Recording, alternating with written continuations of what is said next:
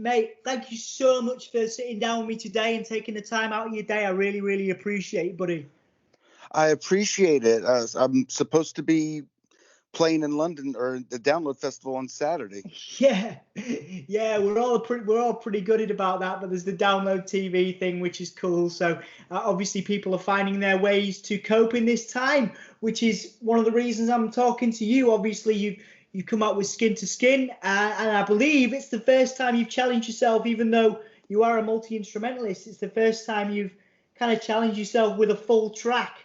So and developing that. So how, obviously it's a coping mechanism for lockdown and your own personal way to deal with it, but how was the challenge of pulling it together and pulling that new music together? It was actually pretty easy in the sense, I mean, I've always played guitar and obviously I play drums, and I've been around music and songwriting and things for so long, and I've always written songs. I've never really released anything or haven't really recorded anything. And then this time I did this, and I happen to have an engineer that rents a room in my basement, and we have a studio about a couple miles up the road. And I just wrote this song, and I was just like, why not? I mean, I can't get anybody else to do it. We're locked down. I'm bored. The engineer's locked down. He's got nothing to do. Yeah. I'm like, I might as well go record this thing. And we recorded it, and I thought it sounded pretty cool. I never sang before, and I was like, okay, I don't annoy myself that much. So, everybody hates their own voice. And then so I was like, well, I'll just, put it out. And then I made that video for it. And same thing, the engineer, he went and brought his camera, and I just film me doing a drum track, a bass track, a guitar track, and a vocal track. And then we'll just make a video out of it. And it was very organic and fluid and natural. And it was just, built on the frustration that everybody's kind of going through with being locked down and the pandemic, and understanding, I totally understand why we have to do it. Yeah. But, the fact that we have to. And then, like I said, I was so distraught for me, because I'm like, I don't know when I'm going to work again. I'm supposed to be going to Europe to play these wonderful festivals, Download, Rock 'em Ring, Rock 'em Park. I mean, the greatest musical festivals in the world. And it's not like I could do this every day. I don't go. I mean, I think, I played Downloaders about 5 years ago. Mm-hmm. And that was the only time I'd ever played it. Before that, I played Reading and Leeds, and I don't think there was a download. Well, nobody downloaded anything, so there was no Download festival, obviously.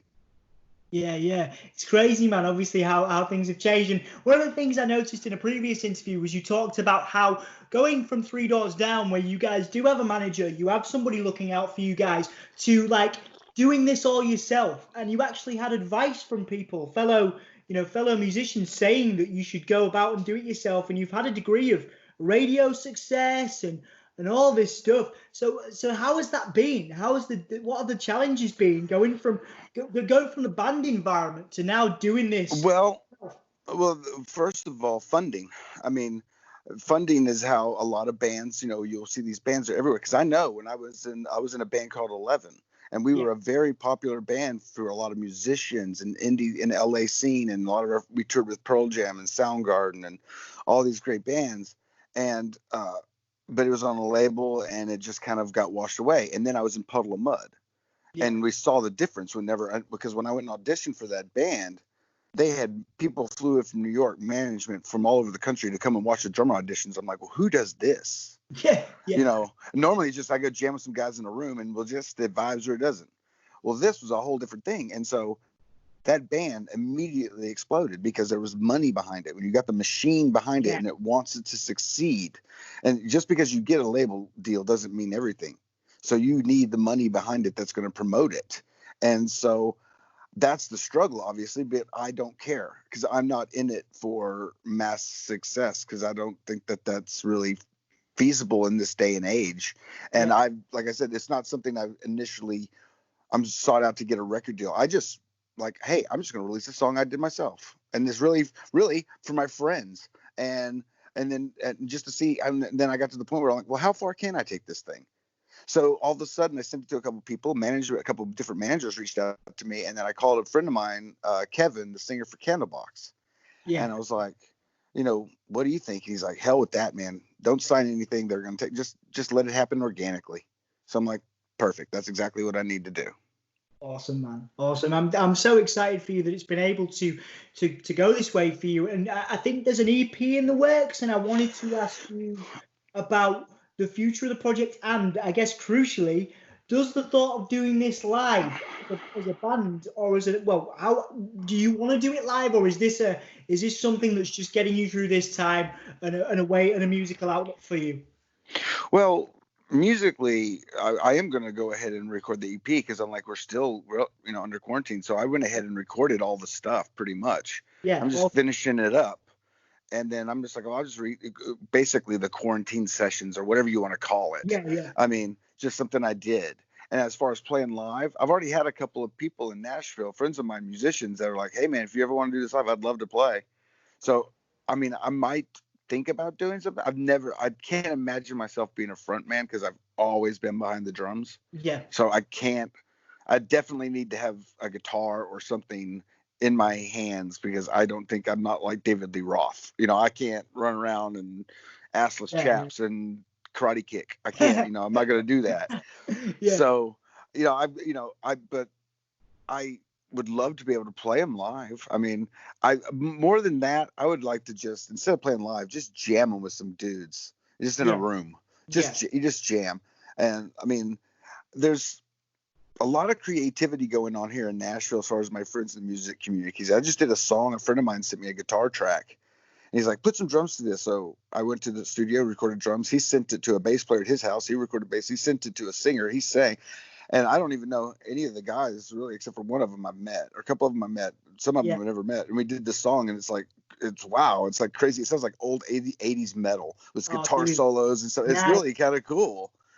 And it was just like, because people here are just finding ways, because nobody can play down in Broadway, which is where all the music is up and down the streets here in Nashville. So musicians are just, the ones that are able to stay, because I'm sure a lot of them had to go back. It's like, I'm sure like London is, or a major city, you're getting people from aspiring dreams all over the country that are coming to live their dream. And then when you come out here and you're doing this, and all of a sudden there's no work to be found anywhere, the economy's bust, and you're sitting there for 2 months, and a lot of people end up having to just go home, go back to where they came from. Yeah, because it's just too tough. Yeah, it's very true. It's a difficult time for a lot of people as well. And I think that I read something as well that you were talking about your other goals. You were going to start a coffee shop before lockdown. Which is awesome, man. Because obviously, you look at Three Doors Down and you look at the other bands you've been in, the perception of the success of those bands are like, why is Greg thinking about opening a coffee shop? And I think it's about entrepreneurship and thinking outside the box. So can you tell me, before we go back to talking about music, where did your love of coffee come from, and why did you want to do the coffee shop thing? Where did that idea first generate for you? Where did it first come from? Well, about 5 years ago, I stopped drinking alcohol. I was, years of partying. Starting with 11, Chris Cornell, Puddle of Mud, 3 years. I've been living in this for 25 years. Yeah. And it just finally caught up to me, and I just stopped drinking. And so when I went back to my hometown in Oklahoma, where my mom lives, and it's a little resort town. It's literally, it's about 1,200 people, 2,000 people at the most, and it's on a lake. And nice. Blake Shelton and Gwen Stefani have a home there. It's a nice place with a little, in the middle of nowhere. And I grew up there, and I would go back. And so now I don't go to the bar. So I'm like, well, I drink coffee all the time because I love coffee now. It's my addiction. And there's no place to get it. So I'm like, and my mother owned a building that she left for me. It's in my name. And it's just sitting there empty, and it's on a storefront on the main street.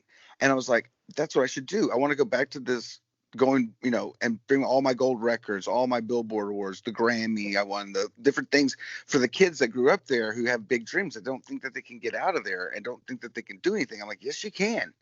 You can do anything really you want to. Absolutely. if you just go, the secret to life is go do it. There's two things I tell kids: don't be an addict and don't be a dick. You'll be, and then that's really the two that will get you through a lot in life. And so I wanted to do that, and I was like, I wanted to bring vinyl records back, and so I was going to get a collection of classic vinyl records from, Cat Stevens to Tom Petty, Marvin Gaye, Stevie Wonder, even Willie Nelson, Waylon Jennings, just classic stuff on vinyl for younger people to come and listen and go through records and see that records used to be something, music, you could hold music. You could set music on shelves. It didn't just appear out of space. There was something that you looked at, it was something that you paid for, that you invested in, that it was something back in the day where you cherished. It was a different thing. And so I want to bring that back, even though, it's nostalgic. It's not trying to sell records. It's to enjoy music the way it was. And so that was my idea. And then when I started working on this, they legalized marijuana in my state, and the pot place, and the only one in town, opened right next door. Yeah. And I was like, that's it. I got to get a coffee shop with pastries and stuff in there right now. Amazing. So, and then the coronavirus hit, and right when I was hoping to have it open before the summer. I mean, I thank God I didn't open it 3 months ago or 4 months ago. Yeah. Yeah. But I'm still going to do it. I think, the way it looks around here, I don't know how it is in England, but Americans are really stubborn and hard-headed and somewhat egotistical. And I think it'll get to the point where they're just like, fuck it. I'm either going to get it or I'm not. I got to open my doors for my business. I got to go live my life. It's just the way it's going to be. That's what I think is going to happen. Absolutely, man. Absolutely. There's actually, I'll recommend it to you. There's a place called 45 Vinyl Cafe in my hometown of York in the UK, which is a historical, obviously historical city in the north. And I'll send you a link because Dom, who owns it, he was in a touring band and toured the US and everything, and then decided to set up a cafe. And he has vinyls all over the place. You can go in and buy coffee. He's found creative ways during lockdown to keep, like, you can go pick up food and drink and stuff. They'll bring it out to you, and stuff like that. So he's finding new ways to keep things going in lockdown. So it's quite an interesting business model that you. Well, yeah, and that's fascinating because that's really what I'm exactly kind of the same thing I'm trying to do. And the funny thing is when I came up with a name for it, right? I was like, okay, I'm going to call it the Dancing Goat. Nice. I just like, because my favorite place was called the Flying Goat in Northern California. And so I was like, the Dancing Goat. Okay, so I thought, well, is there a Dancing Goat? So I found out, is there another Dancing Goat coffee house? Well, there is. And what's crazy about it is the town that I'm from, that I'm putting this coffee shop in Oklahoma, is called Kingston. Yeah. And my mother's name, who gave me the building, is named Beverly. Oh, wow. And the address to this coffee shop is in England. Dancing Goat Coffee Shop on Beverly Road. It's in Beverly Road in Kingston upon Hull. Dude, I'm in Hull right now. That's mental. Do you know where I'm talking about? So yeah, I live in Hull. I'm just gonna look that up now. So I live like 5 minutes. That's crazy. Like I live 5 minutes away from Beverly Road. Oh my God! Because so when I was coming up with the name, when I saw that, mother's name is Beverly and it's in Kingston, Oklahoma, I'm like, that's the name. Yeah, there it is. That has to be the name. Yeah, there it is, man. That's crazy. Yep, I know where that is. How crazy is that? Mental. That's crazy that you know it, because I've told people the story and they're like, God. I'm like, so I'm going to change the name to Greg's Dancing Goat just so there's no. I've got to personalize it a little bit, but it was just crazy that there was a coffee house called the Dancing Goat. And anyway, it's wild that you know it or that you live there. Yeah, absolutely. That is funny how things work out, isn't it? It's interesting. Yeah. So York is about an hour away from Hull. And yeah, there's this 45 Vinyl Cafe. So what I'll do is I'll send you a link just to check it out, because it's really it's a business model that can work, because people love coffee, people love vinyl.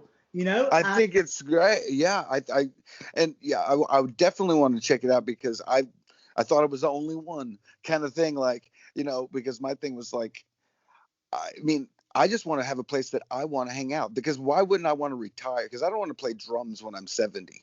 Yeah, I want to sit and have coffee, listen to music, smoke a little bit, maybe go play golf and go fishing. That's all I want to do. Yeah, that sounds wonderful, man. That sounds like a good life. And honestly, just because somebody else is doing it, man, like there's no reason you can't do it. You know what I mean? Like Dom's background in music helped him with his mates, because his mates were, big fans of the work, and they had a big idea for the coffee shop. And because York is such a tourist city, that's why it works. People come from all over the country to that coffee shop. It's exactly because this is a tourist town, and Yeah. I have a big name there because being from there, everybody knows who I am. Yeah, absolutely. And they follow me. So I would get, because the thing is I'm sure it's the same way there. You really need the local community to support a local business. And 100%. I would get support for being from there, being the hometown kid. Yeah, absolutely, man. Oh, man, I wish you the best of luck with that, because it sounds like an amazing idea, and I know it can work. You know what I mean? Oh, so, thank you. Yeah, and I thank you for referring me to the 45 because I've got to look this up. Yeah, I'll send you a link when we're finished. But yeah, going back, I've got a few more questions about music, because one of the things that interests me is you've had such a long career. You've obviously from 11, and you've worked with Chris Cornell. You've obviously done 15 years, I think it is, with 3 Doors Down, or like near enough. It's a long time to be in music. How have you changed and developed? You talked about not drinking. You've talked about changing it up and coming up with this idea for a coffee shop. So how have you changed and developed from 25 years ago, from the person you were when you started in music right up until now? What have you learned about yourself? How have you changed and developed? Well, one thing I think that I've realized how fortunate I am. Really, I think when it was happening, especially at the beginning when it was just so exciting.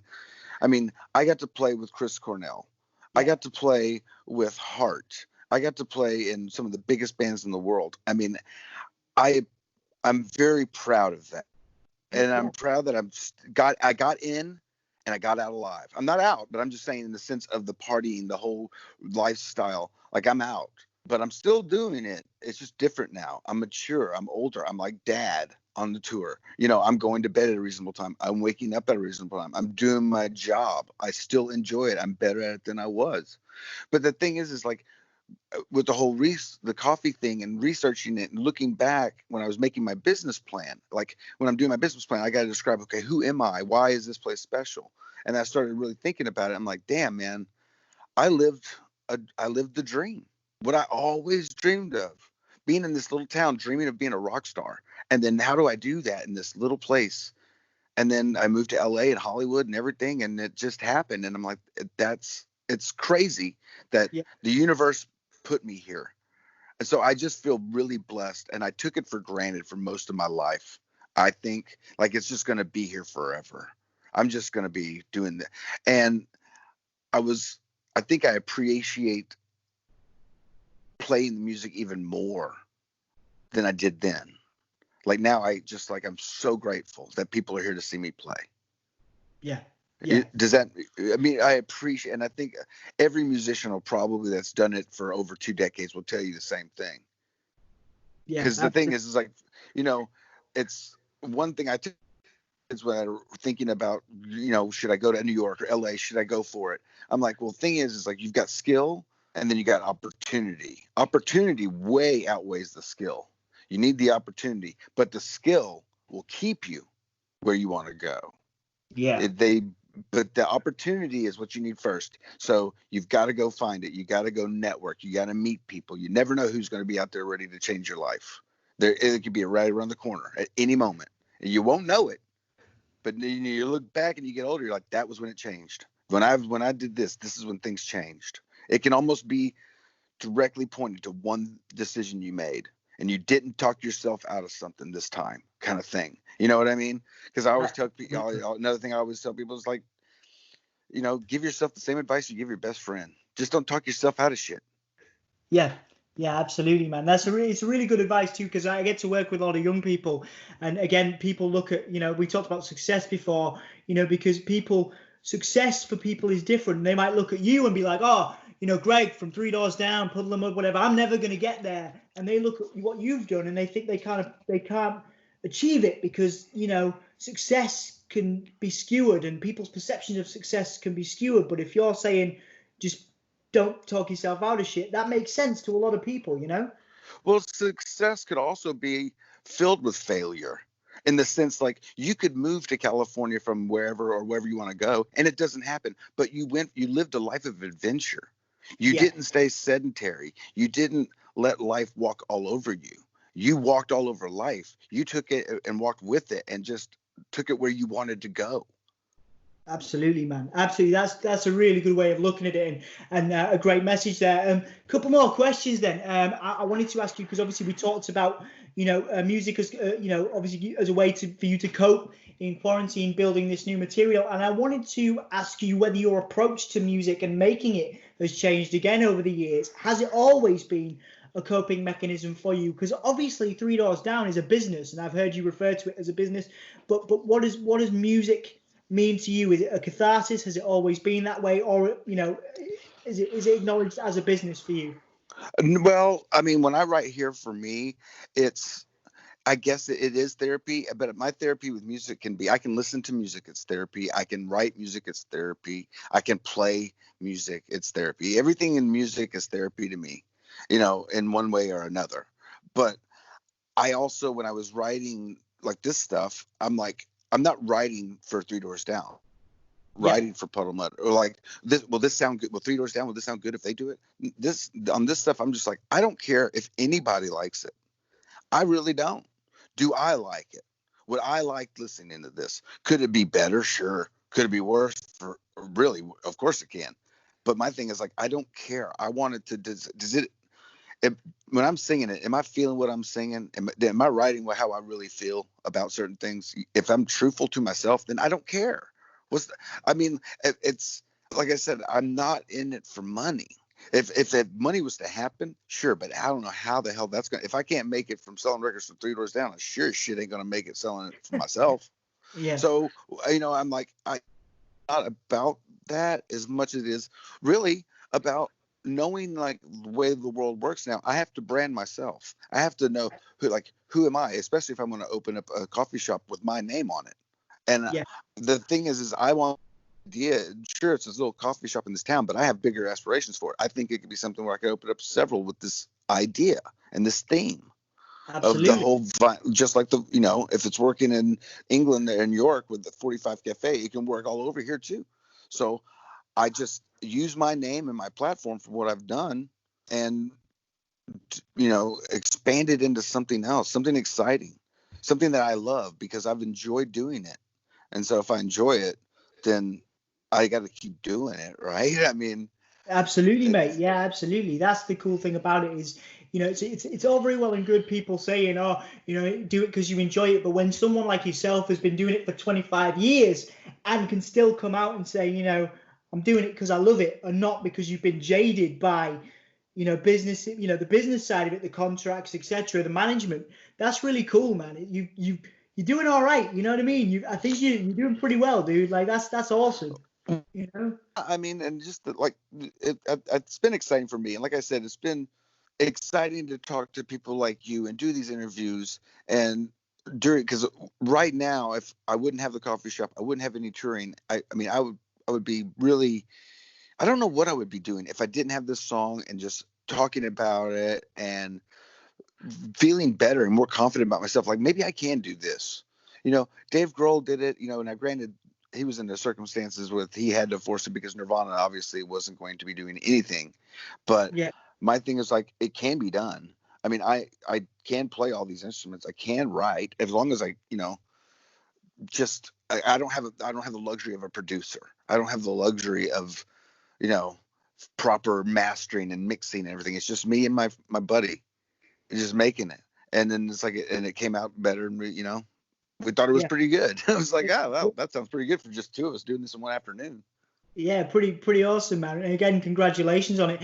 A couple more questions before we finish. Obviously, we're in the UK and we talked about the festivals you were supposed to be playing. I did read that you once had pizza with Jimmy Page on your 32nd birthday or something along those lines. Yes.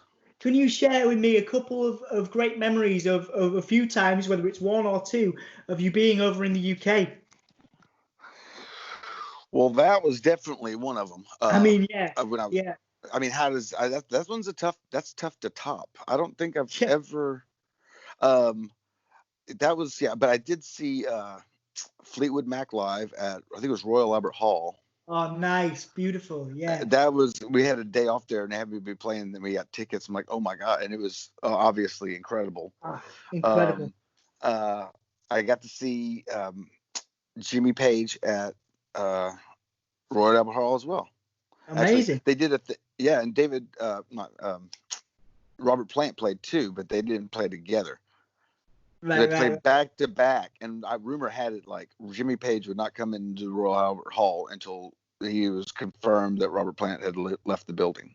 Wow. Like I had heard it was like to that point, but the funny thing about Jimmy Page was like it was he came to a show because Puddle Mudd had the same booking agent, or Rod McSween, and he was friends with Jimmy, and he came down to a show at Brixton Academy and hung out backstage, and then he found out it was my birthday, and he's like, "Oh, come to Pizza Pomodoro, and I'll later after the show." I'm like, "Okay." So obviously I'm like, "What is it?" Okay, Pizza Pomodoro. Have you ever heard of this place? Is this? I've heard of it. Yeah, I've done played a few shows in London. So yeah, it's like it's one of those things people do. People go to a bunch of different places and takeaways and restaurants and stuff. But yeah, so tell me more about the because you were talking for like 3 hours, right? No, it was about 2.5 hours. We sat there talking. I was at a table, sitting right across from him, and I swear to this day, I don't know what we talked about. I was so kind of like, what do I say? What do I talk about? And I think he started the conversation with something it was so bizarre. I do remember an actress named Rosario Dawson walking up to the table, and I was sitting there talking to Jimmy, and she walked up and she was kind of drunk, and she's like, "Oh my God, Jimmy Page." And he's like, "Excuse me, love, finish your story." Talking to me. I'm like, "Oh my God, he just shined Rosario Dawson." he just like, "Shut up, finish your story." And so it was, I don't know, that was just probably, I mean, it's crazy. I mean, and then he was, and then that was it. But I do have a good story. This was in England, but it has to do with a British man. Okay. I was on tour with Chris Cornell, and we were traveling in the middle of America, and we were at a truck stop, like out in the nowhere, and we were getting fuel. And when you're on tour on these buses, you fuel up, then you'll pull the bus off to the side. I can go in there and go to the bathroom or whatever. And this is like 2:00 in the morning. Well, there was another tour bus when we pulled off that pulled up for fuel, and my tour manager was like, "Hey, Greg, go see who's on that bus," because that's one of the same buses that we rent from. Yeah. So and I was drunk. I'm like 26 years old. I'm like run over there in shorts and no shoes on, banging on the door, and they open the door. I'm like, "Who's on here?" And then I hear a voice in the back go, "Joe Strummer." Oh my God! I look back there and it's Joe Strummer, and then he's like, "Who were you with?" I'm like, "Chris Cornell." He goes, "Holy shit, mate!" So he bring him on over here. So he pulled the buses over in the middle of nowhere, and we all went on Joe Strummer's bus and got drunk. Amazing, like 2.5 hours. Amazing. And I'm sitting there with no shoes on, with a bottle of cognac, watching Joe Strummer and Chris Cornell tell stories. Wow. I mean, that's how crazy is it? And now in the middle of nowhere, something like that happens. So great. Yeah, man. What a story as well. That's the kind of stuff that, when you finish up and when you're in the coffee shop, you can hold those stuff. Obviously rewards and awards and stuff are great, but memories like that stay with you. That's beautiful, man, I want to be the old guy with the coffee telling stories to all the kids. I want to hear about the old punk rock days. and that's the kind of thing that'll inspire people as well. Kids will look at that and be like, "Hey, Greg did that, so I can do that." That's the whole point. Yeah, man, that's amazing. Oh, honestly, Greg, it's been a pleasure talking to you. I've got one more question before we finish, man. Obviously, what are your plans post-lockdown? I hear Three Doors Down might be writing some new stuff, or they're in session. But what are you doing? What are your plans that you can tell me about that you want to do, or that you have planned, confirmed post-lockdown? Well, we don't have anything right now as far as. I think a lot of bands are in the same position. We're just kind of like had to cancel the rest of the year because after we got back from Europe, we were going to start a U.S. tour for July, August, September, and October for the 20th anniversary of the band's debut. And obviously this happened. So we're looking at like, hey, we're going to try to just do everything the same just next year. And I think a lot of people on the same kind of thing, like, let's just see if we can try to continue this. Just wait till next year, see where we're at. But nobody can, because you can't really make scheduling. But in the meantime, I've been writing.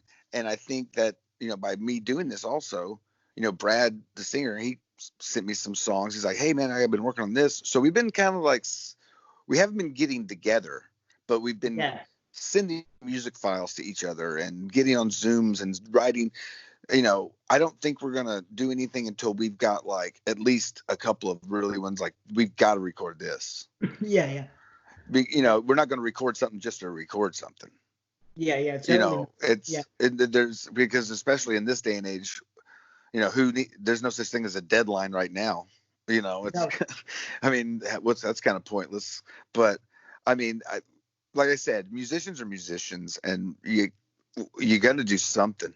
Yeah. I mean, you just got to, I mean, I can't really do anything right now. And we're going, in our country is going through a turmoil right now. So it's kind of like, there's a lot of weird energy going on. Yeah, man, it's a weird time for sure, but obviously positive energy for you, and you've got the EP coming. That's really cool, man. Congratulations. Thank you so much. I look forward to it. Man, absolutely. And I think good luck with the coffee shop. You deserve every success, and I think that obviously, hopefully, your music already has and will inspire people through this difficult time. So, Greg, thank you so much for your time, mate, and I really, really appreciate it. I look forward to keeping in touch as well, and we'll catch up again soon for sure. Absolutely, and please, whenever you get a chance, send me the link, and then also snag a picture next time you go to if you ever go to the Dance and Goat coffee place. And I'm gonna make when we're out of lockdown, I'll make a special effort to go for you, for sure. Yeah, go get a cup of coffee. Let me know how it is. All right, man, will do. Right, dude, thank you so much for your time, Thank you so much, too. I will. Thank you. Bye-bye. Take care, buddy. Bye-bye. Bye.